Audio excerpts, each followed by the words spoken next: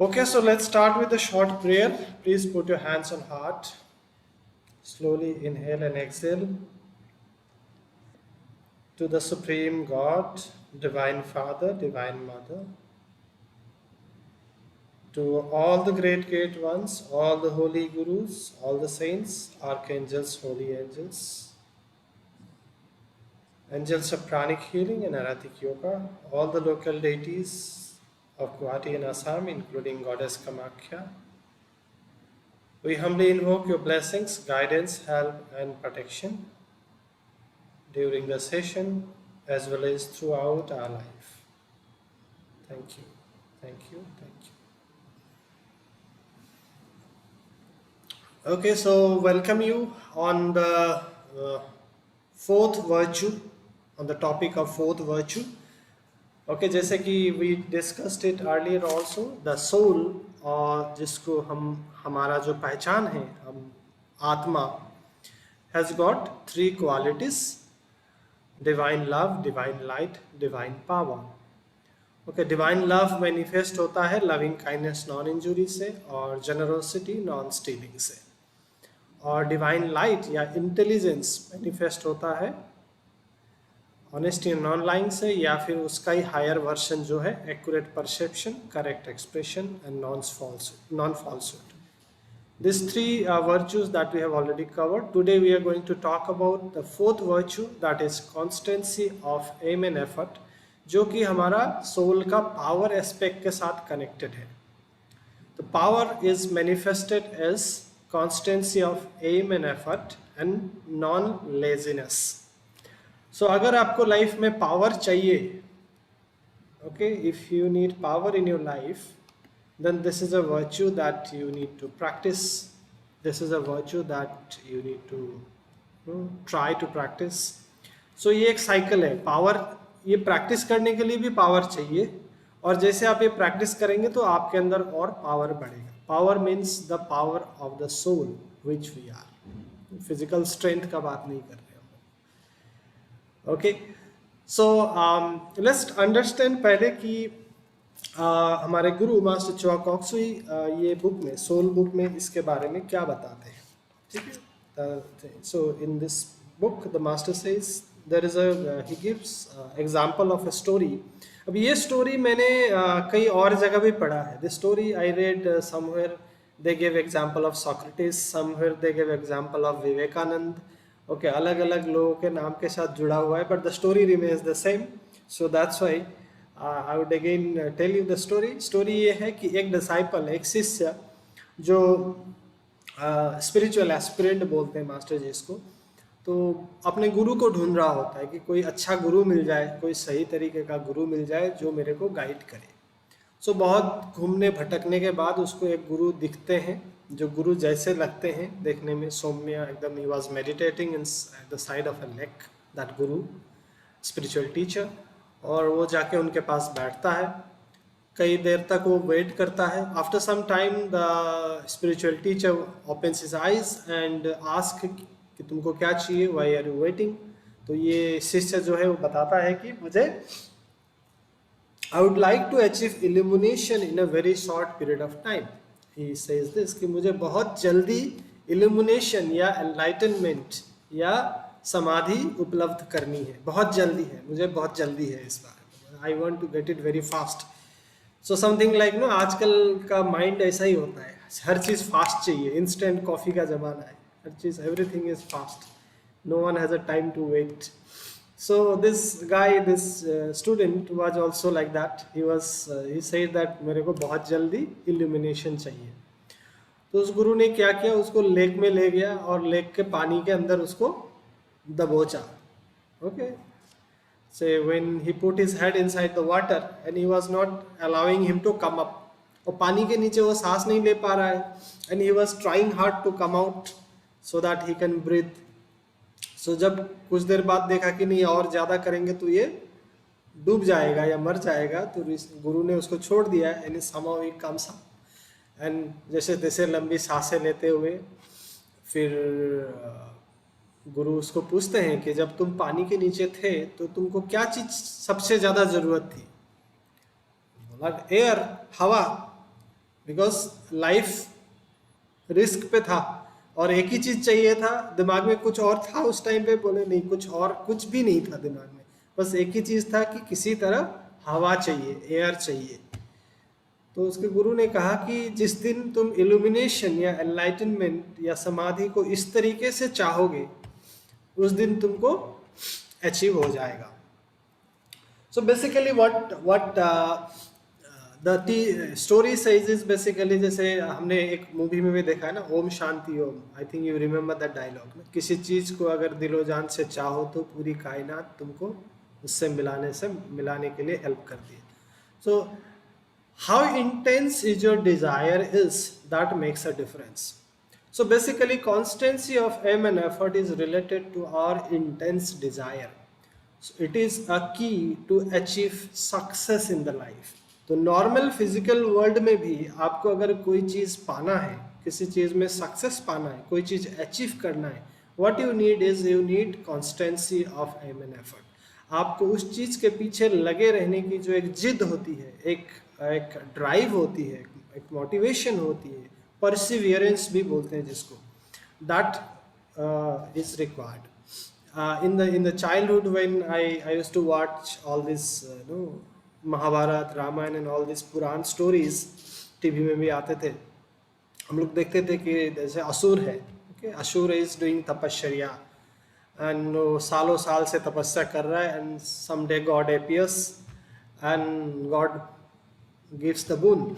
So that time ये सवाल दिमाग में आता था कि भगवान को पता है कि ये गलत इस्तेमाल करेगा, ये लोगों को परेशान करेगा या अन्याय करेगा, वाई स्टिल, फिर भी उसको वरदान क्यों दिया जा रहा है। बेसिकली ये सारी स्टोरीज क्या है ना, दे डिपिक्ट सर्टेन रूल्स और सर्टेन लॉ ऑफ नेचर। तो लॉ ऑफ नेचर सिंपल ये है कि जब किसी चीज़ के ऊपर आप एफर्ट डालते हो और टाइम स्पेंड करते हो उस चीज़ के पीछे, तो आपको वो चीज़ मिलता ही मिलता है। This is how things are and you can not change the law of nature. Okay, so if the master क्या बोलते हैं उसको, if you can desire illumination as much as you desire air, you will have it fast। अगर आप जैसे हवा को चाह रहे थे पानी के नीचे, वैसे अगर आपका इंटेंस डिजायर होगा समाधि का या इल्यूमिनेशन का या एनलाइटनमेंट का, then you will achieve it very fast. Even master बोलते हैं कि उनको एक योगी मिले थे जिनको किसी स्वामी ने कुछ मेडिटेशन टेक्निक्स दिए थे, and he did the technique. वो कम सोए, कम खाए, मैक्सिमम टाइम उन्होंने उस टेक्निक के पीछे स्पेंड किया और बहुत कम समय में उनको समाधि अटेन हो गया। Now let us take example of us. We not normally, ordinarily, what we do. Supposingly we learn certain meditation and we know that we should do it every day or at least regularly. लेकिन क्या होता है, शाम को supposedly meditation करना है, बोलेंगे अच्छा ठीक है आज थोड़ा टीवी देख लेते हैं, या चलो कुछ किसी से फ़ोन में बात कर लेते हैं, या चलो आज बहुत टायर्ड लग रहा है कल से करेंगे, या फिर किसी दोस्त से आजकल तो सबसे बड़ा टाइम वेस्टर क्या है, सोशल मीडिया, फेसबुक, व्हाट्सएप, कब टाइम निकल जाता है, कितना बच जाता है पता ही नहीं चलता। So and again by the रात तक शरीर थक जाता है, फिर सो जाते हैं, बोले चल कल सुबह से करेंगे, अगेन सुबह वापस वही सेम रूटीन करते करते कब दिन निकल जाते हैं, हफ्ते निकल जाते हैं, महीने निकल जाते हैं, and we are unable to practice, continue our practice. Now this thing applies to every aspect of our life. अगर आपको कोई भी चीज़ हमारे लाइफ में अचीव करना होगा, the first thing is that we need to allot time. तो यहाँ पे constancy of aim and effort में दो चीज़ है, एक है एम, दूसरा है effort. Okay, this virtue also means non procrastination. Non procrastination का मतलब होता है डिले करना। जब हम किसी चीज को कल पे टालते हैं, फिर कल आता है, फिर कल पे टालते हैं, फिर कल आता है, फिर परसों पे टालते हैं, तो this is basically we are procrastinating. तो this is also called constancy of aim in effort is also called non procrastination. जैसे कबीर दास कहते हैं, कल करे सो आज कर, क्या था उनका जो दोहा, कल करे सो आज कर, आज करे सो अब, आज करे सो अब, हाँ, पल में प्रलय हुई जाए बहुरी करोगे कब. So this is Kabir Das ke dohe. Okay, so the constancy of aim and efforts is we cannot procrastinate. So let us understand two things. एक चीज है हमको पहले तो एम चाहिए, फिर उसके पीछे एफर्ट चाहिए. तो इसको हम स्टेप बाय स्टेप समझते हैं. Now this I am adding or sharing this information from my management studies. Okay, one is the 4 quadrant of time. Time को हम कैसे मैनेज करें. उससे पहले हमको क्या करना पड़ेगा, हमारा गोल फिक्स करना पड़ेगा. पावर जो है वो पर्पज से आता है. I repeat this words are from grand masters के गोल्डन लोटस सूत्र से हैं. Power comes through purpose. जैसे कि आप देखिएगा इन ट्रेन का इतना बड़ा इंजन होता है. ओके, अभी तो आजकल डीजल आ गए या फिर इलेक्ट्रिकल भी आ गए, बट जो स्टीम से चलता था पहले, डीजल इंजन पहले जो इंजन निकला था ट्रेन का वो स्टीम से चलता था. तो वो क्या करता था, वाटर के वेपर को एक कंटेनर में उसको कंटेन करता था. Now that container is basically the purpose. We all have energy, but that energy is limited. If we do not give a purpose to our energy, it will just fizzle out. And if we give a purpose to the energy, it can move a big train also. So हमको सबसे पहले अपना purpose fix करना है, हमको हमारा गोल fix करना है लाइफ में. एंड गोल कैन बी, ऐसा जरूरी नहीं है कि आप एक से ज़्यादा गोल नहीं कर सकते. Ideally in pranic healing we suggest a person should have 4 goals minimum. Okay, 4 aspect है हमारे लाइफ के. जैसे गाड़ी के 4 पहिए होते हैं, हमारे लाइफ के 4 एस्पेक्ट है. हेल्थ, फिजिकल हेल्थ, दूसरा है आपका रिलेशनशिप, तीसरा है आपका फिनेंस, चौथा है आपका स्पिरिचुअलिटी. तो ये चार एस्पेक्ट पे आप 4 गोल बना सकते हैं अपना. कि हेल्थ का आप एक गोल बना लिए, रिलेशनशिप गोल बना लिए, फिनेंस का गोल बना लिए एंड स्पिरिचुअलिटी का गोल बना लिए. Now how to make goals. Normally supposingly आपके सामने whether you believe it or not, supposingly just for example कि God appears in front of you, भगवान आपके सामने प्रकट हो गए और पूछे कि बच्चा क्या चाहिए तेरे को. What will you say? What do you ask? आप क्या मांगेंगे? अनूप क्या मांगेंगे? Do you have any specific thing in mind? Sir, top the entrance exam. Okay. Top the entrance exam. Okay, let me take this example. Top the entrance exam. But this goal, do you think this goal is enough? Okay, No, let sir. me clear you. First let's discuss how a goal should be. A goal should be smart. Okay, आप screen देख रहे हैं यहाँ पे. A goal should be smart. Smart का मतलब होता है S stands for specific, M stands for measurable, A stands for action oriented, R stands for realistic, T stands for time bound. जैसे कि आपने बोला you want to top the entrance exam. कौन सा entrance exam? Is it specified? No. Yes, sir. कब? When? By So 2020. supposingly God says tathastu in next life, will it be okay for you? Or supposingly God says tathastu after 20 years, will it be okay for you? No, entrance exam तथास्तु आपको कोई 4th grade का exam में top करा दिए, चलेगा? No, sir. तो no doubt आपने entrance exam is a specific thing. Supposingly बहुत लोग अगर आप पूछे क्या चाहते हैं, I made few people who say I want to be happy, और सम पीपल में से कि I want to be rich. Do you think these are specific goals? तो सबसे पहला चीज है, अगर आपका कोई गोल नहीं है तो आपको गोल सेट करना है. और goal has to be always written. खाली दिमाग में सोचने से नहीं होता है. Goal has to be written.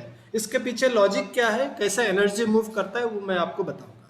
So let's come back again. I am stopping this share. Okay, so let's come back again. Goal has to be written and smart. Why written? Because जब भी हम कोई चीज सोचते हैं, we plan, basically we plan from this centre, specially from our mind, and when we write it, we bring it to the throat chakra, and when we emotionally attach to the goal, we bring to the heart, and when we repeatedly उसके पीछे हम अपना desire जोड़ते हैं, हमको क्या फ़ायदा होगा इसको अचीव करने से, इस तरीके से खुद को हम इंस्पायर करते हैं, तो basically we are connecting to our solar also. And gradually जब हम उस गोल को रिपीट करते हैं अपने लाइफ में, आप गोल को पढ़िए, रोज़ याद करिए मुझे क्या करना है, फिर उसको आप जैसे डेली रूटीन में डालते हैं, gradually it comes to our level and it our body also will start moving accordingly. नहीं तो कई बार क्या होता है, ये सारे ख्याली पुलाव ही रहते हैं, हम खाली सोचते हैं हम ऐसा करेंगे and practically we end up doing nothing. So if you want कि you plan something and you execute that, you have to follow certain signs, and this is what I am going to discuss with you today.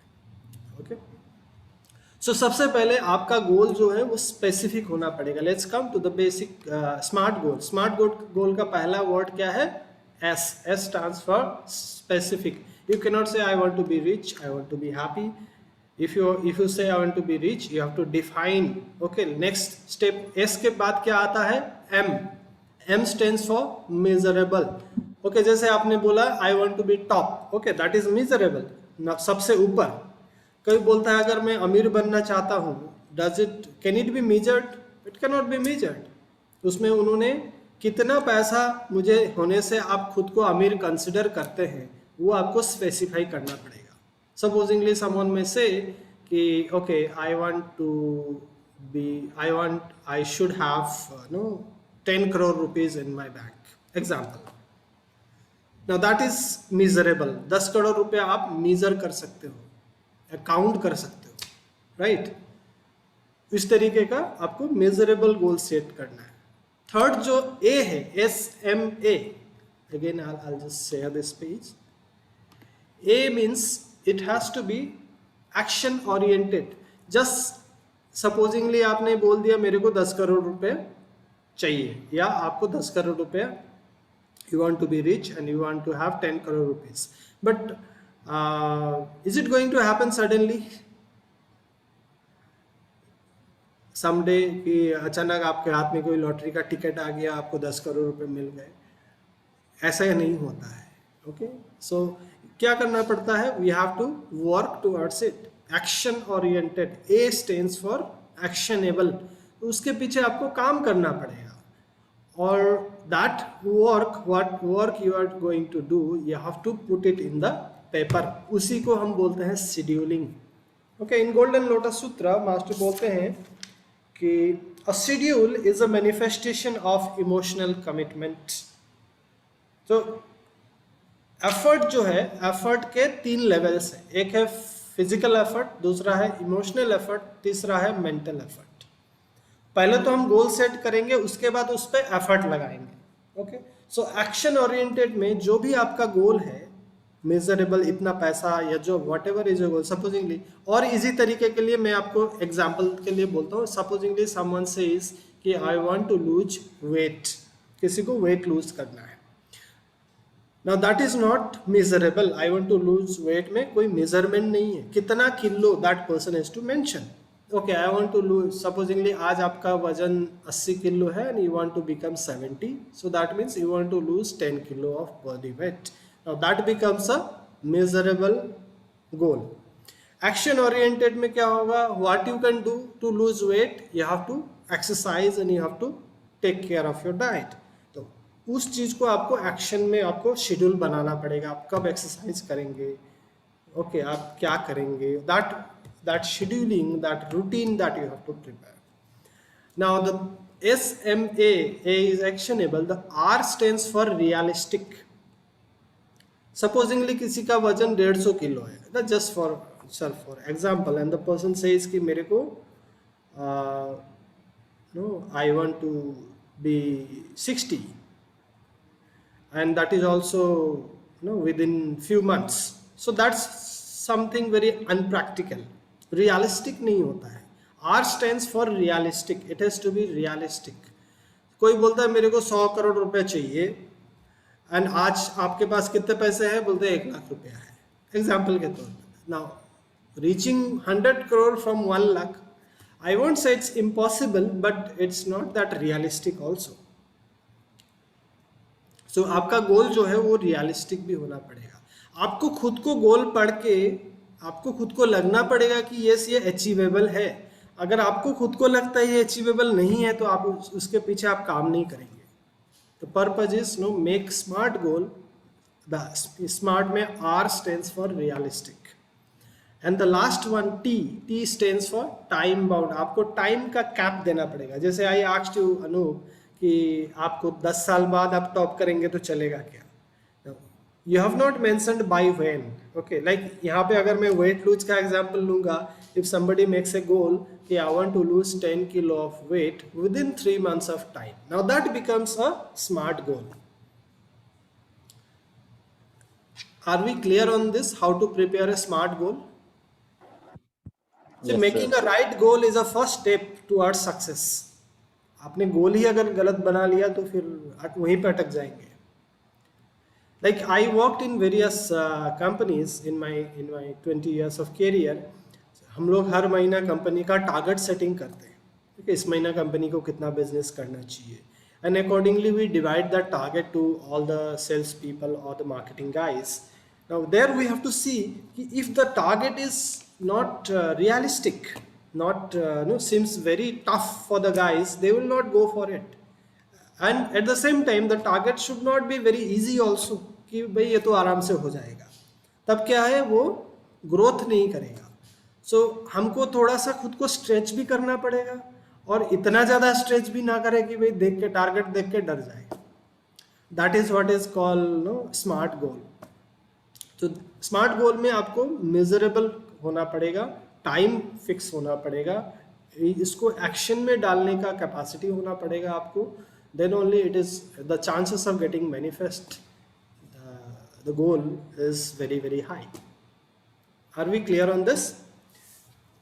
Okay, now let's come to the second step, effort.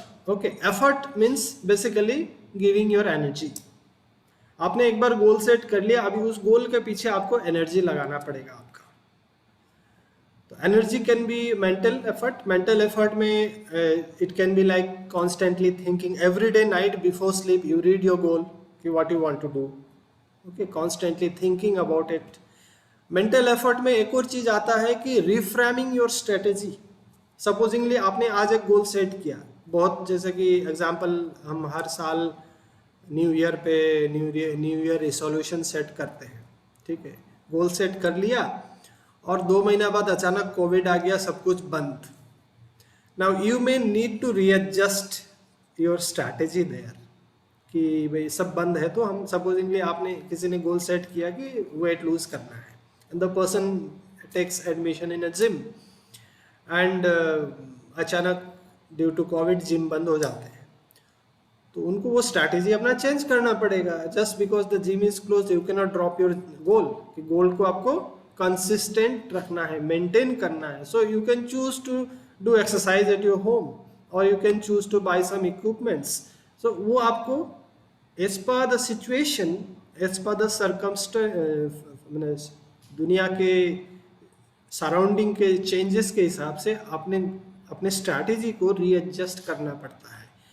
Okay, that is mental effort that you require. Emotional effort is you have to commit towards it. You have to feel as if you have achieved it. Supposingly बहुत ये weight lose program में बहुत सिखाया जाता है कि आप किस लिए weight lose कर रहे हो. आप अपना उस समय का फोटो लगाइए जब आप पतले थे, या फिर वह ऐसा ड्रेस आपके सामने रखिए और सोचिए कि once you lose your weight you will wear that dress. तो इस तरीके के मोटिवेशन खुद को देना पड़ता है. that is emotional effort. You can think what you will do after achieving the goal. You can inspire yourself or you can feel that you have already achieved. So there are different techniques given, but all are basically that is basically our emotional effort towards the goal. जिद जो बोलते हैं ना, जो commitment जो होता है वो this is a emotional effort. Strong solar plexus चक्र. डिजायर टू अचीव, जिनका वो स्ट्रॉन्ग डिजायर होता है अचीव करने का, उससे सक्सेस से कोई नहीं रोक सकता. सो मास्टर सेज हियर कि it is the quality needed for greatness. If a person masters this virtue, that person is destined to be successful. अगर आप consistency of aim and effort इस virtue को mastery करते हैं तो आपको success पाने से कोई नहीं रोक सकता. Now let us go to the, तो उसके पहले आपको अपने गोल के लिए एफर्ट देना पड़ेगा. एफर्ट देने से पहले आज आपका एफर्ट कहाँ जा रहा है वो आपको देखना पड़ेगा. तो ये एक आईना है जिसको हम 4 क्वाड्रेंट ऑफ टाइम बोलते हैं. ओके, टाइम मैनेजमेंट का ये एक बहुत ही ब्यूटीफुल टूल है which we learned in our MBA. I don't know whether no we learned in our corporate training, not in the MBA basically. Okay, so आप क्या कर सकते हैं, ये जो एक आपके सामने एक पेज दिख रहा है, आप देखेंगे 4 क्वाड्रेंट ऑफ टाइम बोलते हैं इसको. Okay, you can read in the Google also. Basically आप कोई भी एक दिन आपका जो रेगुलर जैसे आपका दिन चलता है, दिन को उठा के आप ये 4 क्वाड्रेंट में डालिए और आप देखिए कि आप अपना टाइम कैसे स्पेंड करते हैं. और उसको डालने के लिए पहले तो आपको समझना पड़ेगा, मैं समझा देता हूँ. देखिए ये 4 क्वाड्रेंट है, इसको Q1 बोलते हैं, इसको Q2 बोलते हैं, इसको Q3 बोलते हैं, Q4 बोलते हैं. ओके, सो इधर नीचे वाले नॉन इम्पोर्टेंट है, ऊपर वाले इम्पोर्टेंट है, लेफ्ट साइड के अर्जेंट है, राइट साइड के नॉन अर्जेंट है. तो एक सिंपल चीज़ है, अब देखिएगा आप पूरा 24 घंटा दिन का कहाँ कितने आप डाल के देखिएगा, how much time you spend on which work. Urgent का मतलब वैसे काम है जो आपको अभी करने हैं, you can not postpone it. Not urgent का मतलब होता है कि आप थोड़ी देर बाद भी कर सकते हैं. लेकिन इम्पोर्टेंट का मतलब होता है वो एक्शन या वो काम जो आपके गोल के साथ एसोसिएटेड है. तो इसीलिए पहले मैंने गोल की बात की. Once you fix your goal, then you have to check with this quadrant, 4 quadrant. important work उसे कहा जाता है जो आपके गोल के साथ कनेक्टेड है, और नॉन इम्पोर्टेंट उसे कहा जाता है जो आपके गोल के साथ कनेक्टेड नहीं है. सो क्वाड्रेंट 1 में इम्पोर्टेंट एंड अर्जेंट आते हैं. सपोजिंगली अगर आपका गोल है वेट लूज करना, again let's coming to the example of weight lose. Now weight lose में अर्जेंट क्या हो सकता है? अर्जेंट हो सकता है may be you need to go for a medical checkup, और नो आपको एक्सरसाइज करना है but you can not do exercise because you have a back pain and you need to go to a doctor. So that can become a urgent, although important because it is related to your goal. तो कोई भी urgent pressing problem which is related to your goal, rush deadlines, जैसे आपने कोई deadline fix किया हुआ है, so that becomes urgent and important. Ideally आपका 70% काम इस क्वाड्रेंट में आना चाहिए. This is a productivity time, जहां पे आप इंपॉर्टेंट काम को नॉन अर्जेंट वे में कर रहे हैं. जैसे कि एक्सरसाइज करना, it's not a urgent work but it is important work. Preparation, planning, prevention, relationship building, personal development, all this. So it says that your 75% of your time should be allotted to this quadrant. And if you are doing it, no one can stop you in achieving success. So if you go by this chart, आपके 80% time non urgent काम में जाने चाहिए और 20% time urgent कामों में जाने चाहिए. बिकॉज कुछ चीज़ें आप अवॉइड नहीं कर सकते. आप कुछ काम कर रहे हैं, अचानक किसी का फ़ोन आ गया, that call, if it is related to your goal, then it becomes urgent and important. If that call is not important, then it becomes a distraction. कई बार ऐसे फ़ोन आ जाते हैं. ओके, सो स्पेशली अगर घर से phone है, you cannot avoid also, it becomes urgent. Okay, so ideally your entire work has to be divided in this way. We can try to make. तो पहले आप क्या करेंगे, आप अपना दिन का कोई भी एक डेली शेड्यूल उठा के इसमें डाल लीजिए और देखिए कि आप कितना टाइम कहाँ पे स्पेंड कर रहे हैं. एंड इंटरेस्टिंगली अगर आप मैक्सिमम टाइम अर्जेंट कॉलम में स्पेंड कर रहे हैं, लेफ्ट साइड वाले दोनों क्वाड्रेंट में, दैट मीन्स आपका लाइफ बहुत ही स्ट्रेसफुल है. और अगर आप मैक्सिमम टाइम नॉन इम्पोर्टेंट में ही स्पेंड कर रहे हैं, डिस्ट्रैक्शन और वेस्ट में, तो आपके लाइफ में कोई गोल नहीं है. आपको पता नहीं है जिंदगी में आपको करना क्या है. इससे अगर आप खुद डालेंगे ना अपना 24 घंटे, लास्ट 24 घंटे आपने कहाँ कैसे स्पेंड किए, you will be able to know about you.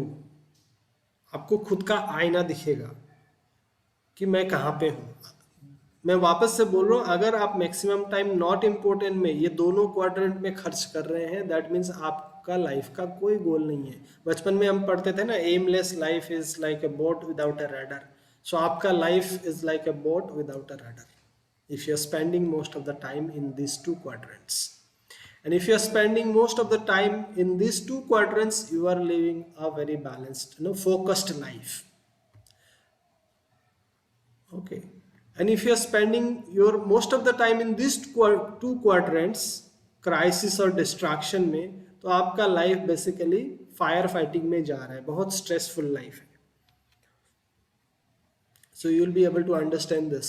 So any question you have here, you can ask me, then we'll go ahead. Ramji Atma Namaste. What is the meaning of walk-ins?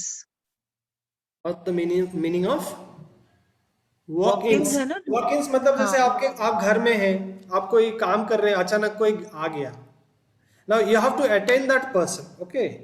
If that becomes a distraction, आपका time तो खर्चा होएगा ही. somebody जैसे guest आ गए अचानक, आजकल तो अचानक नहीं आते, कोई फोन करके आ जाते हैं, but still people comes in. Basically they kill your time. That is distraction. That's why. Yeah, thank you so much. Yes, true. कुछ करने बैठे थे, कुछ और हो गया. Right. Thank you. So this is a situation, and you can try to put in your 24 hours here and see like कहाँ पे आपका टाइम ज़्यादा वेस्ट हो रहा है.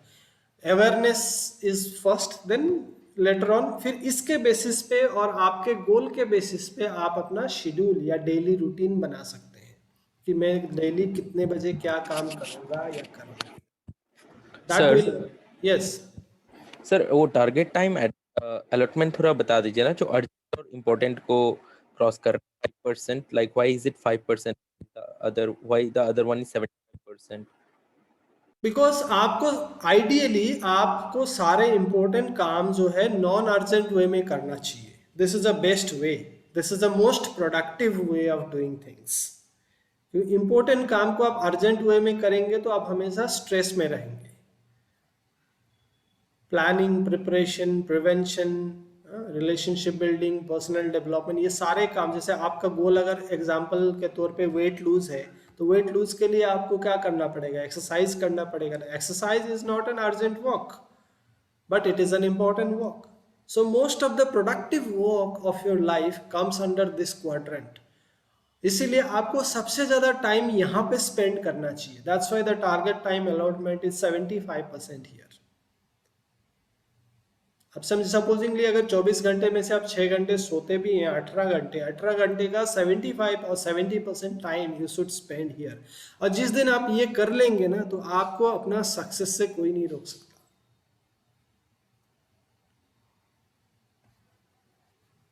I hope I am clear on this. Yes sir. Okay, so once you understand where your time is going and what is your goal, आपके गोल के साथ जो एक्शन कनेक्टेड है उसको आप इम्पोर्टेंट वर्क समझिए, और जो एक्शन आपके गोल के साथ कनेक्टेड नहीं है उसको आप नॉन इम्पोर्टेंट समझिए. ठीक है. So spend more time on important works in a non urgent way. That is a guideline. And if we can do this, no one can stop our success. Okay, master talks about meditation also. जैसे कि meditation, When you have decided to meditate regularly, make a schedule and follow it. Constancy of aim and effort and non-laziness is the key to success and spiritual development. Also, do your meditation at the same place. जैसे आप अगर meditation भी करते हैं तो आप हमेशा एक ही जगह पे करने का कोशिश करिए. Don't change your place frequently. If you meditate on the same place, that place gets impregnated by the spiritual energy, and the moment you sit into that place, you are already in a meditative state. So that is आप देखेंगे कई बार if you are traveling, you try to meditate in a hotel or some new place, you will not be able to meditate. Even नींद में भी आप देखें, नए नए घर में जाइए, नए बिस्तर में सोइए, आपको पहला 1-2 दिन नींद में प्रॉब्लम होती है, right. Gradually, when you become habituated of it, your energy is, impregnates that area, then you are okay with that. So it is always better or suggested you meditate at the same place, preferably same time, and facing the same direction. Okay. So एक और चीज master बोलते हैं golden lotus सूत्र में, one of the weakness of the smart people, जो लोग intelligent होते हैं उनका एक ये वीकनेस होता है कि वो अपना प्लान जो है ना बहुत जल्दी चेंज करते रहते हैं. दे हैव मेनी इंटरेस्ट बदलता रहता है.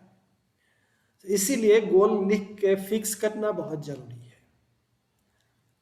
So if you are not sure about your goal, you can take help from the people, those people who are successful in their respective fields.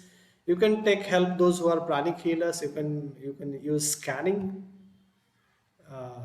Any goal, any work that enhances the size of your spiritual cord is good for you. So before the goal, after the goal, scan your spiritual cord and see if it is increasing, you should go for it. So okay, that's another tips for you. ठीक है. So intense desire. I'll tell you something about Patanjali also. Patanjali के बारे में आपने सुना है, is a great sage जिन्होंने Patanjali Yoga Sutras लिखे हैं. Okay, this Yoga Sutras basically compilation of 180 around yogic school in those times, around 3000-3500 साल पहले के योगा सूत्रास है. उसमें से 30वां जो सूत्र है, 30th सूत्र पतंजलि बोलते हैं, इन द इनर जर्नी, जब हम एक स्पिरिचुअल साधना करते हैं तब हमारे लाइफ में 9 तरीके के ऑब्स्टैकल आ सकते हैं. 9 types of obstacles. He is very peculiar, is like a scientist. उस समय जमाने के साइंटिस्ट समझ लीजिए, एकदम कट पिकुलियर चीज बोलते हैं, एकदम टक पॉइंट बाय पॉइंट बोलते हैं. ठीक है. तो Patanjali says there are 9 types of obstacles that we go through in the inner journey. What are those obstacles? It says vyadhi. Vyadhi is physical disease. Second is sthana. Sthana is mental disease. Third is sansaya. Sansaya means doubt. And the doubt can be related to myself also, ki am I capable of doing it or not. Doubt can be to the teacher also, or doubt can be on the technique also, whether this technique will work for me or not. So this is a third obstacle.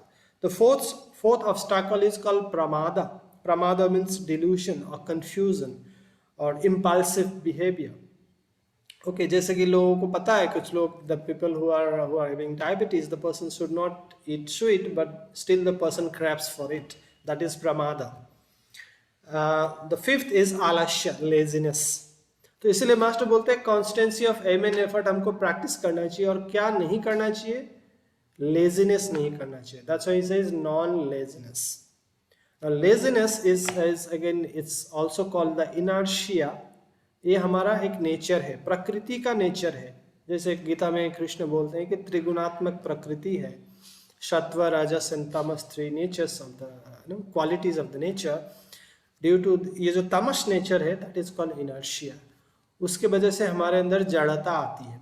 The people who has a very good heart, but due to this inertia they are not able to go out and help और work और manifest their greatness.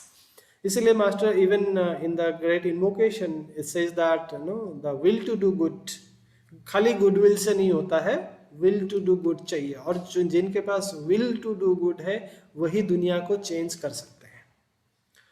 सो और इस will to do के good के लिए क्या चाहिए? Heart भी चाहिए और अचना भी चाहिए, विल पावर भी चाहिए और लव भी चाहिए। There has to be a balance of love and will. जिनमें विल ज्यादा होगा दोज पीपल बिकम रूथलेस, और जिनमें खाली लव होगा विल नहीं होगा दोज पीपल बिकम लेजी। सोचेंगे तो बहुत कुछ करेंगे, अच्छा अच्छा सोचेंगे लेकिन करेंगे कुछ नहीं।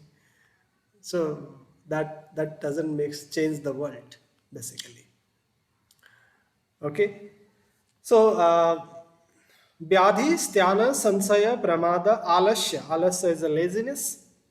Sixth is abhirati. Abhirati is craving for sensory pleasure. Like if some people are craving for food, anytime they're talking about food, thinking about food. Some people, if they are very interest in sex, anytime thinking and talking about it. So कोई चीज के पीछे एकदम जो क्या होता है, everything every time it is on the head and it is occupied your space and you are unable to do anything else, that becomes abhirati. Okay, the seventh is Vranti Darshana. This is a very interesting thing. Patanjali says कि when we start meditating, we start doing spiritual practice, we start getting intuition. हमको intuition आने लगते हैं, कुछ चीजें होने से पहले हमको समझ में आता है कि ऐसा कुछ होने वाला है, या आपको गाइडेंस आता है। तो ऐसे एक लेडी का एग्जाम्पल है, व्हेन शी स्टार्ट सीइंग और she start getting intuitive after certain spiritual practice, and she was very happy कि मेरा स्पिरिचुअल प्रैक्टिस ग्रो हो रहा है। बट वहाँ पे भी हमको डिसर्नमेंट चाहिए। एक बार उनके साथ क्या हुआ, her husband had a problem with the eye, उनके आंखों में प्रॉब्लम आया, and she got a intuition that कुछ नहीं होगा, डॉक्टर के पास जाने की जरूरत नहीं, अपने आप ठीक हो जाएगा।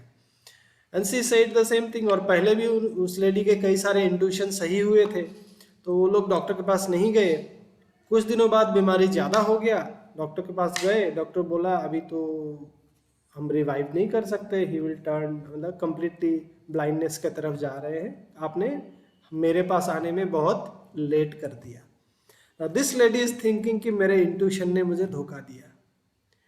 तो कई बार क्या होता है, इंट्यूशन के नाम पर हम अपने थॉट फॉर्म या दूसरे के थॉट फॉर्म को रीड कर लेते हैं, which is not actually the intuition, which is a Vranti Darshana according to Patanjali.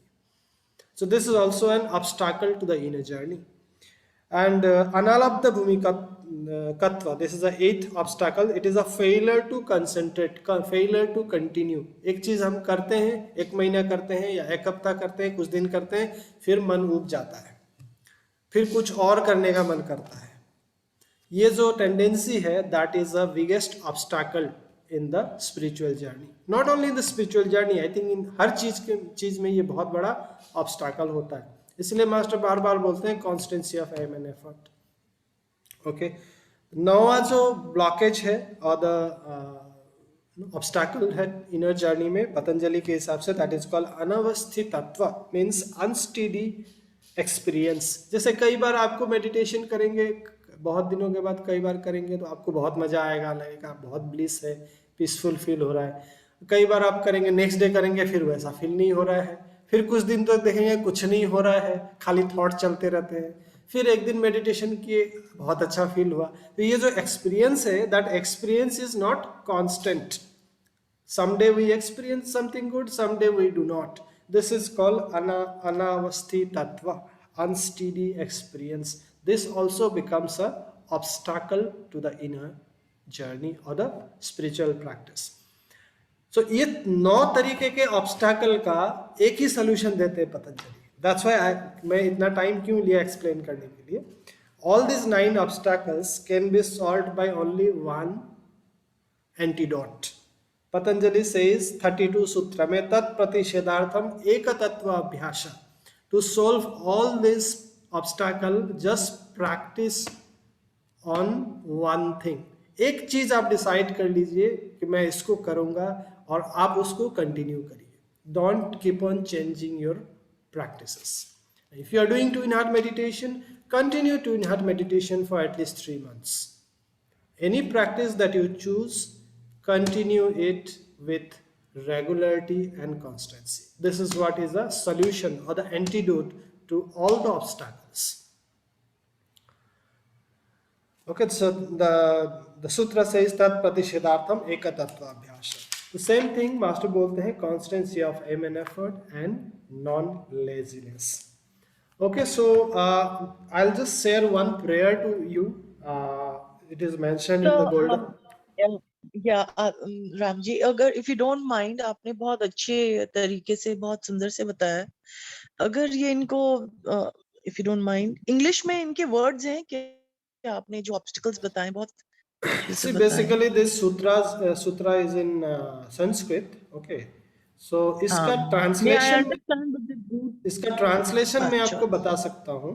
जैसे व्याधि का मतलब होता है फिजिकल डिजीज, स्त्याना का मतलब होता है मेंटल डिजीज, संशय का मतलब होता है डाउट, प्रमाद का मतलब होता है डिल्यूशन, आलस्य मतलब लेजीनेस, अभिरति मतलब क्रेविंग फॉर सेंसरी प्लेजर्स, भ्रांति दर्शन मीन्स फॉल्स परसेप्शन, अनलब्ध भूमिकत्व मीन्स फेलियर टू कंसंट्रेट, अनवस्थितत्व means unsteady experience. Thank you so much. Okay, welcome. Okay, so you can join me with this prayer. हम एक प्रेयर करते हैं. आप ये प्रेयर को, अगर आपका constancy of aim and effort and non-laziness virtue आप डेवलप करना चाहते हैं, तो आप ये प्रेयर आप गॉड को रोज प्रे कर सकते हैं. You will be blessed with these energies because ask and you shall be given. This is a word by great sages or the avatars. कि हमको जो चीज चाहिए हमको मांगना चाहिए. और किससे मांगना चाहिए? हर चीज का सोर्स कौन है? God is the source of all. Okay, so let's please join me with this prayer. दोनों हाथ को जोड़ लीजिए. You can repeat this with me mentally और verbally. Lord God, thank you for blessing me with one-pointedness and constancy of aim and effort. Please bless me with an iron will and inner power to do great things with thanks and in full faith. Second time, Lord God, thank you for blessing me with one-pointedness and constancy of aim and effort. Please bless me with an iron will and inner power to do great things with thanks and in full faith. Third time, Lord God, thank you for blessing me with one-pointedness and constancy of aim and effort. Please bless me with an iron will and inner power to do great things with thanks and in full faith. Fourth time, Lord God, thank you for blessing me with one-pointedness and constancy of aim and effort. Please bless me with an iron will and inner power to do great things with thanks and in full faith. Fifth time, Lord God, thank you for blessing me with one-pointedness and constancy of aim and effort. Please bless me with an iron will and inner power to do great things with thanks and in full faith. Sixth time, Lord God, thank you for blessing me with one-pointedness and constancy of aim and effort. Please bless me with an iron will and inner power to do great things with thanks and in full faith. Last time, Lord God, thank you for blessing me with one-pointedness and constancy of aim and effort. Please bless me with an iron will and inner power to do great things with thanks and in full faith. So be it, so be it, so be it. Okay, that's it. Thank you for joining. Please share your feedback.